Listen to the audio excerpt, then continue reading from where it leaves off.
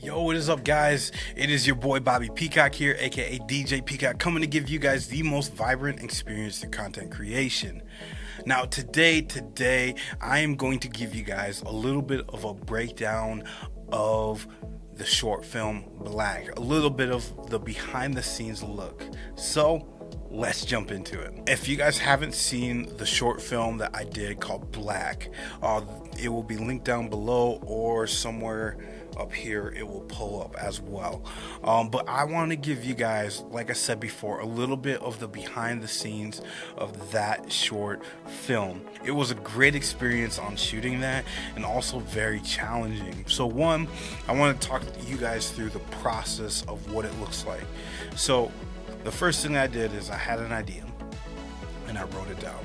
The second thing is I was like, who needs to be involved in this project? So I talked with a friend of mine who's directing a project, and he acted as the producer, basically my right-hand man. I hit up a photographer, and then also I hit up a second cameraman just in case. And then last was location and talent. So then once I had all those ideas, so I had the idea, so I wrote the spoken word, found a track for it, make sure that track lined up and that the sound design was equivalent to being to a decent standard. So then I was like, okay, how many people do I need involved and how am I going to get them? So how I ended up doing that is I made a Facebook page, an event page saying, hey, we're shooting this project, here's some details on it, please come with these things, and please be prepared to answer these questions. Then I was like, you know what if we just keep it stupid simple, and really capture the rawness of this. So I was like, you know what, I'm just gonna put the camera on the tripod. So then I was like, okay, so then how am I going to light it? So within the production, you have to think, okay, one, how are you going to shoot it? And two, how are you going to light it? Sometimes it's opposite. I really like the challenge of one light shooting. Having a light overhead and then either using a reflector or a light below it. And it's just a challenge that I like to do, kind of to step outside of 3-point lighting or even 2-point lighting and stuff. And I was like, okay, that's the goal here. And you know what? I love the infinite black look. And so that's what I decided. So knowing that, I knew one, how I was going to shoot, two, and what it was going to look like as far as lighting and aesthetics. So figure that out, and then it was a matter of going to the location and setting up, testing some stuff. So huge shout out to Tanner Hausman on the location. He provided us with the use of his studio. He's basically turning this industrial garage into a studio, which is super exciting. So there were some windows that we had to deal with, so I had to go get some blankets and cover those up, and it ended up working out. So we had the talent there, we had the lighting, we had the camera, we had the action, and then we ended up using a reflector, which worked out great. Now let's talk about the editing. So within the editing, I was trying to go for a certain mood, and so I was like, you know what, the camera, it is all sticked, so on a tripod, so I'm gonna do some movement stuff here. I messed around with the movement, and then I was like, you know what, I'm gonna make this really simple. I'm gonna add some typography into it because this might add a little bit more power to the video. And so I did that, and then I was like, man, it's still missing something. And so there's a difference between color correcting and color grading. So I started color correcting, and I was like, wait, hold on a second. What if I went for black and white at the first part of the spoken word, because it deals with how the world may see black people, and then once the shift in the spoken word changes, what if I just made it vibrant?